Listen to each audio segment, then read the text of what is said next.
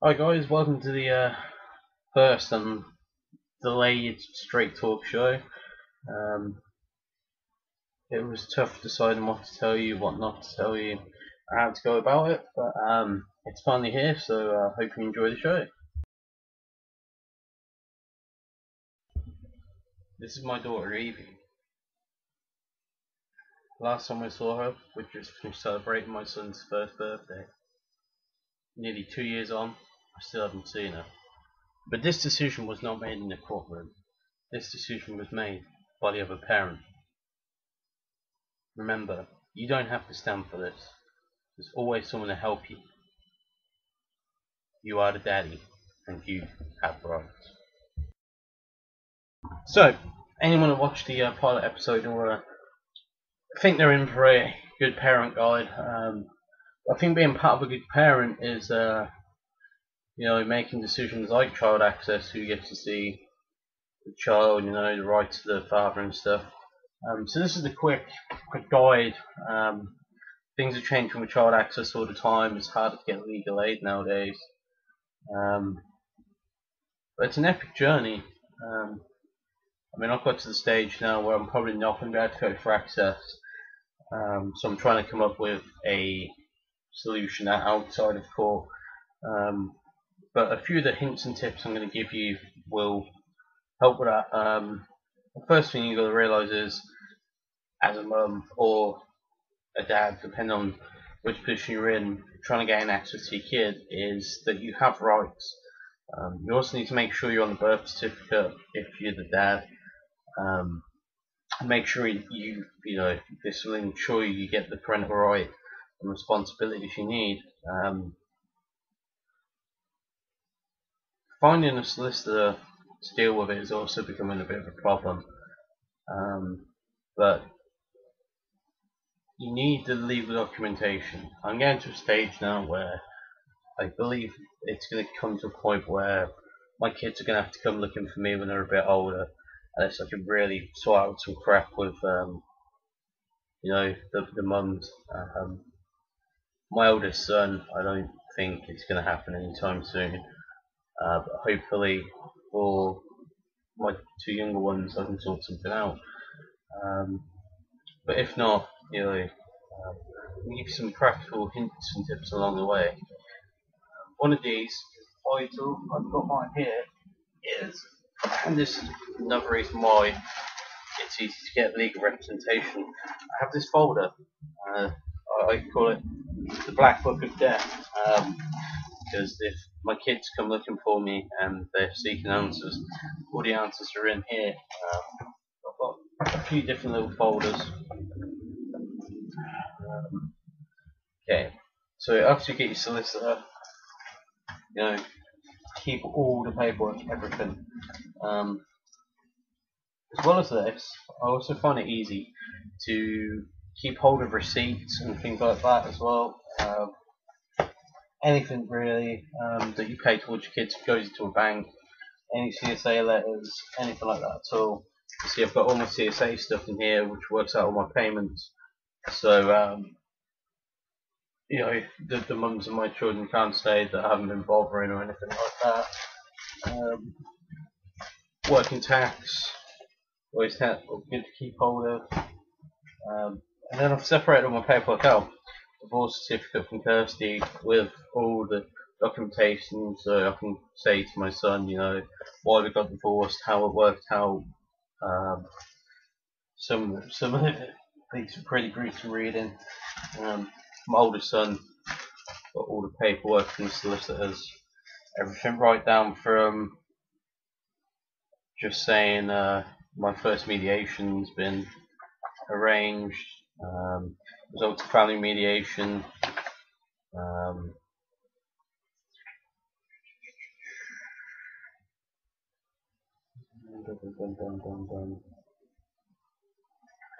this is an interesting one. I kept this one. This is quite funny.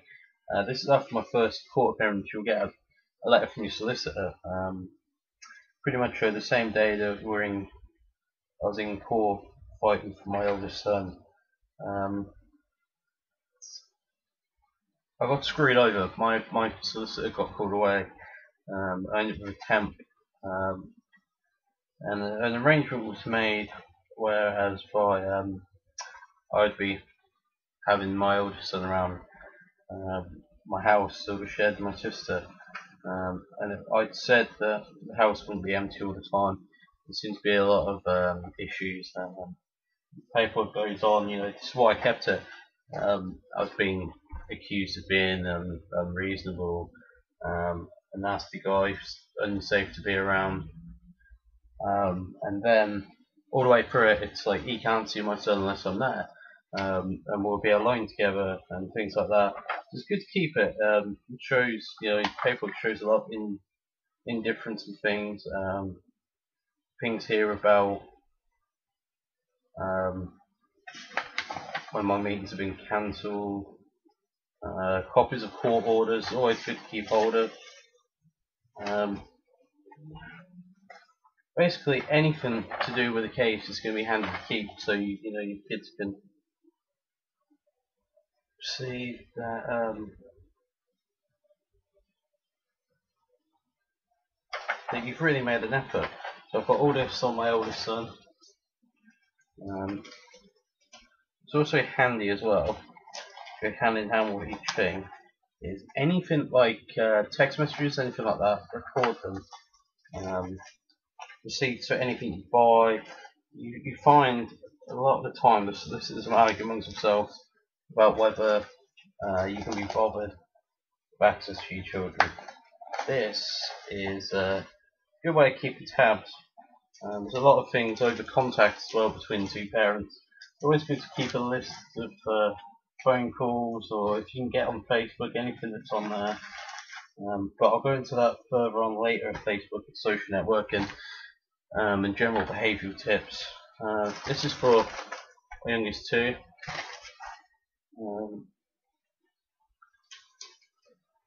Everything in here, start to finish, financial plan. And little bits of evidence like text messages Kim sent me regarding the kids, and there's a lot of stuff of a lot of drinking to the text messages going on, to the calls. Everything's documented in there. So if my son and daughter ever come to me and say, well, why didn't you bother seeing this? Everything's in there, the proof I was fighting for them and stuff. Another thing to keep tabs on: any money, voluntarily or through CSA or anything, keep the receipts and keep wage slips and things to tally up anything to back up the thoughts.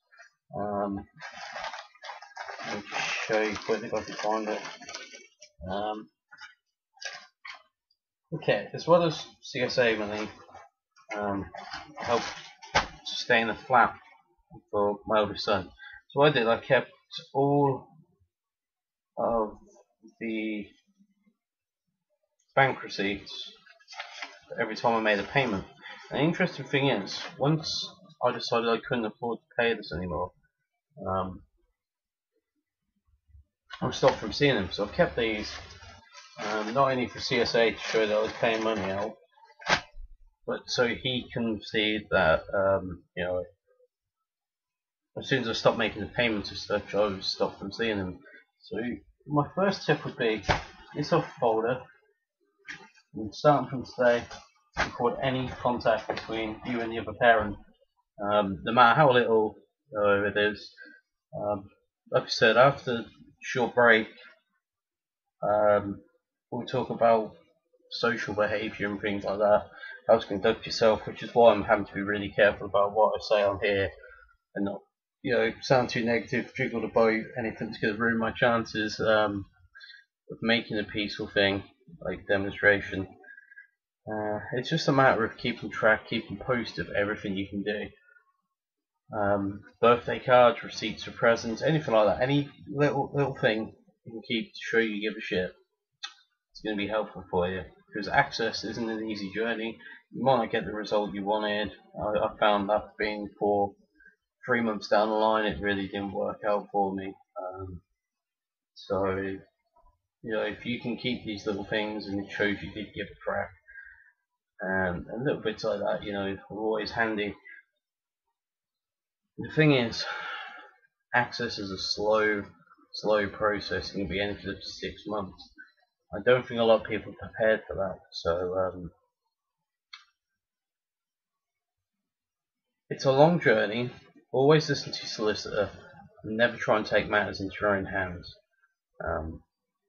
Because if you're recording text messages, letters, anything else, emails, remember, it always works the other way too. You don't want to say something that's going to put you in a compromising position that can be turned against you. I've had that a few times, especially with my oldest son going for access. It was like a tit for tat case. Don't ever let there be any excuse, anything that can be taken the wrong way. Okay, we'll talk about social networking and access cases and things after this short break. This is my son, Caden Warren. Last time I saw him, he was 1 year old. Now he's kind of 3. But this decision wasn't made in any courtroom. This was a decision made by the other parent. You don't have to put up with us.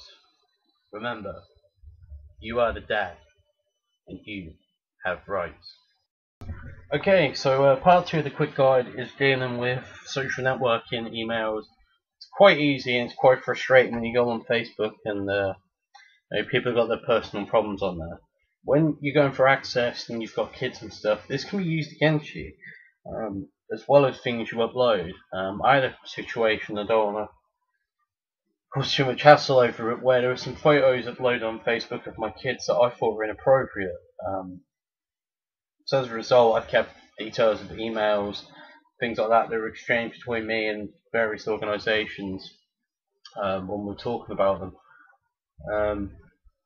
But posting pictures of your kids that might be perceived a certain way, or things you say, blatantly going on there and slagging the other parent off and things like that, is a mistake that I've made in the past, and it's cost me dearly.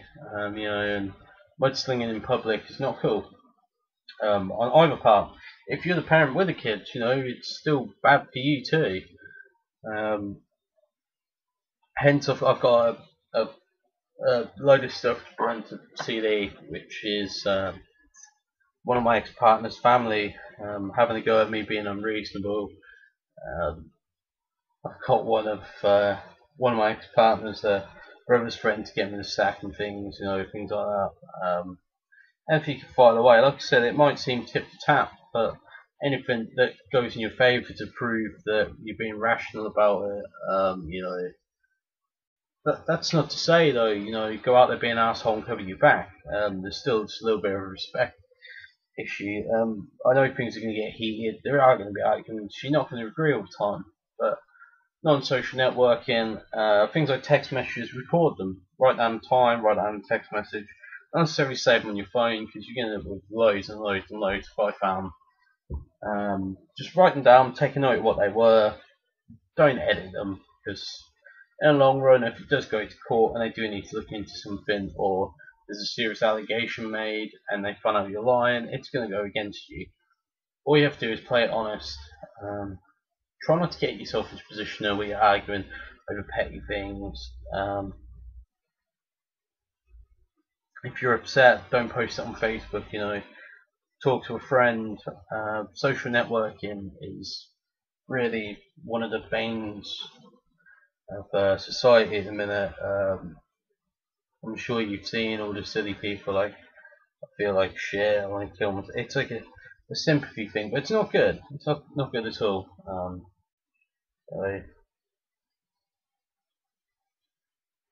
It's one of those situations that you might not think about at the time, but can really make all the difference. Things like that can be taken the wrong way, like I was saying earlier about twisting things up. Also, if you do get a solicitor, don't be afraid to bring things like this up, text messages and stuff. One of the things I wish I'd done more was record more things when I was going for access to my oldest kid. I found a lot of my text messages being used against me, and I had nothing to back it up. I had no proof or anything. I wasn't saving, wasn't taking a note. Silly phone calls to the cloth, I wasn't saving a call log or making a call log. which I have started to now. I've been getting a lot of prank calls, and they've taken the number off, and I've been silly conversations, silly o'clock in the morning. You have to do it. You have to record it. I know, like I say, it seems tip tap, maybe a little bit childish, but for fuck's sake, these are your kids. You know what I mean? Whatever you can do to get to see them, whatever you can do to back up a situation. I mean, I'm in the situation now where I can imagine I'm being slacked off. Told I'm not bothering with the kids. But you know what? That's cool, because when my kids come knocking the door, 18, 16, 12, 13, got all the proof here that I've not been sitting around on my ass. For all the paperwork and stuff, anything they want to talk about,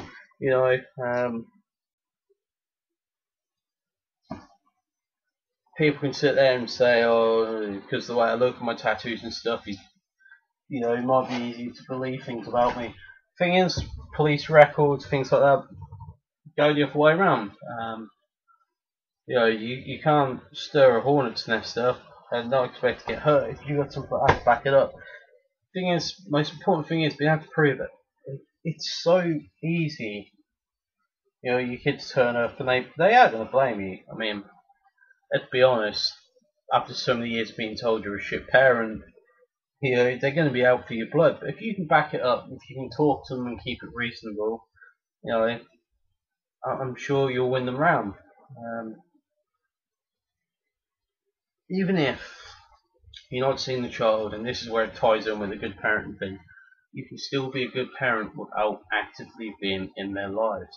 Looking out for their interests, listening to people around you. I had a couple of people that have neutral friends have told me of incidents that happened, and I've been in touch with the other parent over them, and I've expressed my concerns, and things have been sorted out that way. Don't be an asshole about it. Be careful whose advice and rumours you buy, but it's how you act upon it. Be reasonable about it. People do talk, people do get it wrong, people get the wrong end of the stick.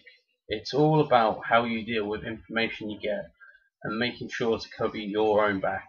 Things get twisted. It's part of being human. Things get twisted up. Things get juggled around. All you have to do is keep a record and control your temper. Like I said, and be careful what you put on social networking.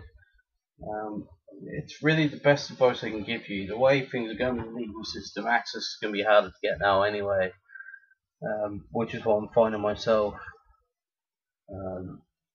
You do end up with visitation rights, so don't be afraid to write things down like the other parent was late, or but at the same time, make sure you're committed yourself. Make sure if you are running late, you're going to tell the other parent.